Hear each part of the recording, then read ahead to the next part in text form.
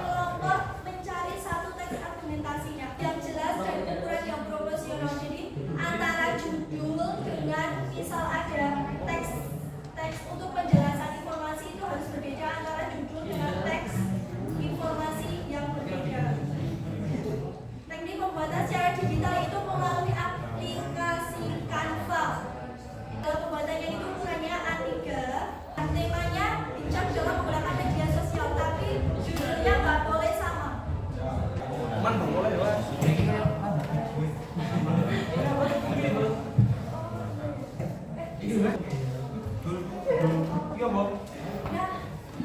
Ya, nama kelompoknya ditulis di poster yang layar Mbak. Kelompok 1 siapa? Dari bawah.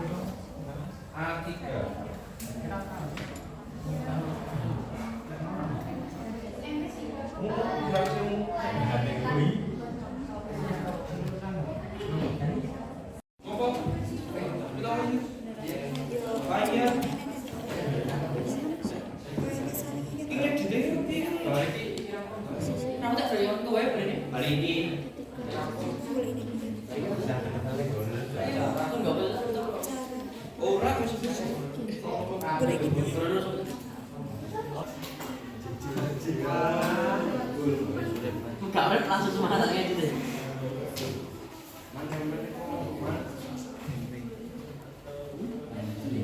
Kok gue gitu kan?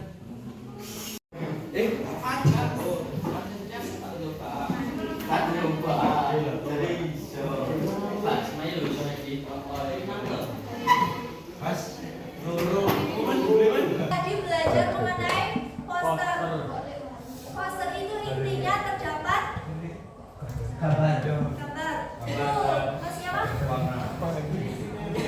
Rizky. Beri tepuk tangan. Terus, ya, jadi poster itu intinya itu terdapat tulisan dan gambar, tetapi lebih menonjolkan ke gambar, tidak tulisan. Pada kali ini, sebelum kita tutup, berdoa menurut kepercayaan masing-masing. Berdoa dimulai. Doa selesai. Saya akhiri. Wassalamualaikum warahmatullahi wabarakatuh. Assalamualaikum warahmatullahi wabarakatuh. Sebelum mulai pembelajaran, seperti biasa kita mulai dengan berdoa. Berdoa menurut kepercayaan masing-masing. Berdoa selesai.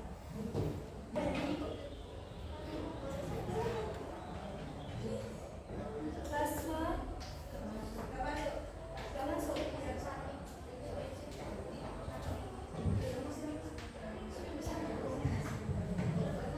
Kamar. Ya. Pacar. Yang berpendapat itu tidak hanya kelompok, misal yang presentasi kelompok 1 yang berpendapat tidak hanya kelompok 2, tetapi yang lain boleh berpendapat. Pendapatnya mengenai positif dan negatif.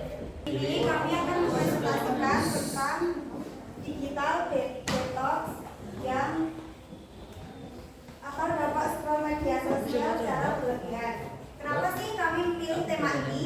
Karena menurut kami tema ini relatif dengan kehidupan kita, seperti teman-teman yang ada di depan saya.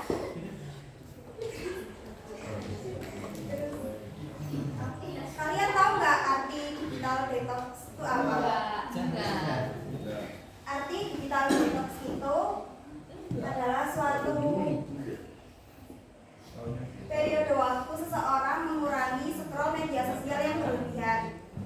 Dampak dari scroll media sosial yang berlebihan, dampaknya itu, ini gambar yang ini, seseorang yang malas beraktivitas. Jadi kalian kalau berscroll media yang berlebihan atau main HP berlebihan itu mengakibatkan malas beraktivitas. Terus yang kedua, jadi kurangnya interaksi karena kalian sering bermain HP, jadi kita kurang berinteraksi dengan seseorang. Terus yang ketiga, jadi introvert. Tahu kan introvert? Introvert tuh kayak kita kurang berbicara dengan orang, jadi kita pendiam. Kenapa judulnya digital detox? Karena kan tadi ada penjelasan digital detox itu apa.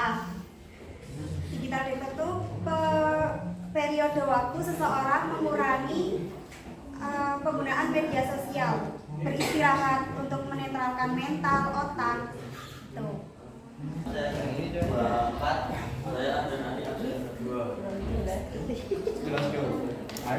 Kasih kelompok KB itu jadi lebih produktif.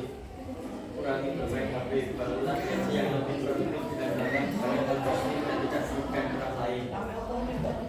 Yang Menjelaskan ya di sini nggak yang di luar ini loh, apa kayak posternya itu. Wah, balik gitu. Barokatuh.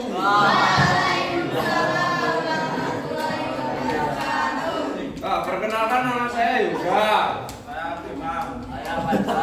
Ya, tidak asing. Ya kan? Ya, Oh, ada musik. Ya, apa backgroundnya ungu? Karena